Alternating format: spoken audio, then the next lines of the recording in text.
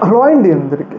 మన భారత ప్రభుత్వాన్ని, మన భారతదేశాన్ని అంతర్జాతీయంగా ఇబ్బంది పెట్టే దేశాల్లో మలేషియా కూడా ప్రప్రథమంగా ఉంటుందన్నమాట. పాకిస్తాన్ ఏ స్క్రిప్ట్ ఇస్తే మలేషియా ఆ స్క్రిప్ట్ని అయితే చదువుతూ ఉంటుంది. అయితే రీసెంట్ డేస్లో పాకిస్తాన్ యొక్క ట్రాప్లో నుంచి మలేషియా బయటపడుతుంది. దీనికి ప్రధాన కారణం ఏంటంటే మన భారత ప్రభుత్వం తీసుకున్న నిర్ణయాలు అనమాట. మనందరికీ తెలుసు, గతంలో ఉన్న మలేషియా ప్రధానమంత్రులు కాశ్మీర్ అంశాన్ని ఐక్యరాజ్య సమితిలో ప్రపంచ వేదికల్లో మాట్లాడి భారతదేశాన్ని పదే పదే ఇబ్బంది పెట్టేవాళ్ళు. కాశ్మీర్లో భారత ప్రభుత్వం మానవ హక్కుల ఉల్లంఘన జరుగుతుంది, 371 తీసేసింది అని చెప్పేసి పదే పదే మలేషియా ప్రధానమంత్రి మన భారతదేశ వ్యతిరేక నిర్ణయాలు భారతదేశం మీద విషం కక్కేటోళ్ళు. కాకపోతే రీసెంట్ డేస్లో మన భారత ప్రభుత్వం తీసుకున్న చర్యలతో మలేషియా ఒక రకంగా మన దారికి వస్తుందన్నమాట. అయితే మన భారత ప్రభుత్వం తీసుకున్న చర్యలు ఏంటి అంటే, ముఖ్యంగా మలేషియాలో పెద్ద ఎత్తున పామాయిల్ పంట పండుతుంది. అంటే మనం పామాయిల్ నుంచి పెద్ద ఎత్తున ఆయిల్ దిగుమతి చేసుకుంటాం. అయితే ఈ యొక్క ఇష్యూలో, కాశ్మీర్ ఇష్యూలో మన భారత ప్రభుత్వానికి పదే పదే వ్యతిరేకంగా మాట్లాడుతుంది. కాబట్టి మనం పామాయిల్ దిగుమతి చేసుకోవడం ఆపివేసినాం. దానివల్ల ఏంటంటే మలేషియా రైతులకి, మలేషియా ఆర్థిక వ్యవస్థకి తీవ్ర స్థాయిలో నష్టం వచ్చింది.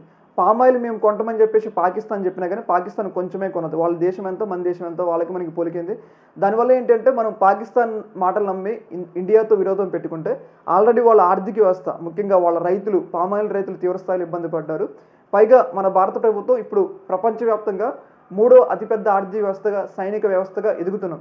అలాంటి భారతదేశంతో ఇబ్బందులు వస్తాయని చెప్పేసి భారతదేశానికి వ్యతిరేకంగా జమ్మూ కాశ్మీర్ విషయంలో తమకు ఇబ్బందులు వస్తాయని చెప్పేసి పాకిస్తాన్ ఎంత ఒత్తిడి పెట్టినా కానీ ఇవాళ జాయింట్ స్టేట్మెంట్ అన్నమాట. అంటే పాకిస్తాన్ ప్రధానమంత్రి ఆయన మలేషియా వెళ్ళారు. అయితే వాళ్ళ జాయింట్ స్టేట్మెంట్లో అసలు జమ్మూ కాశ్మీర్ అంశానికి అంశాన్ని చేర్చలేదన్నమాట. అంటే అక్కడ శాంతి సంథింగ్ ఇవన్నీ ఏం లేవు. అదివరకు అంతకుముందు అయితే పదే పదే అంతర్జాతీయ వేదికల్లో కాశ్మీర్ అంశాన్ని లేవనెత్తి భారత ప్రభుత్వాన్ని ఇబ్బంది పెట్టేది. కానీ మన భారత ప్రభుత్వం తీసుకున్న చర్యలతో ఈ పాకిస్తాన్ నమ్మి కాశ్మీర్ అంశంలో మనం ఏలు పెడితే మనకి నష్టం జరుగుతుందని చెప్పేసి వాళ్ళైతే చాలా సైలెంట్గా ఉన్నారని చెప్పేసి మనకైతే తెలుస్తూ ఉంది. అంటే దీన్ని బట్టి ఏంటంటే ప్రపంచవ్యాప్తంగా భారత్కి పెరుగుతున్న బలాన్ని చూసి మలేషియా కూడా అర్థమైందనమాట. మనం భారత్తో పెట్టుకుంటే మనం ఎక్కువ కాలం భారత్తో మంచి సంబంధాలు కొనసాగించడం మనకే నష్టం జరిగిద్దని చెప్పేసి వాళ్ళకి అర్థమైంది.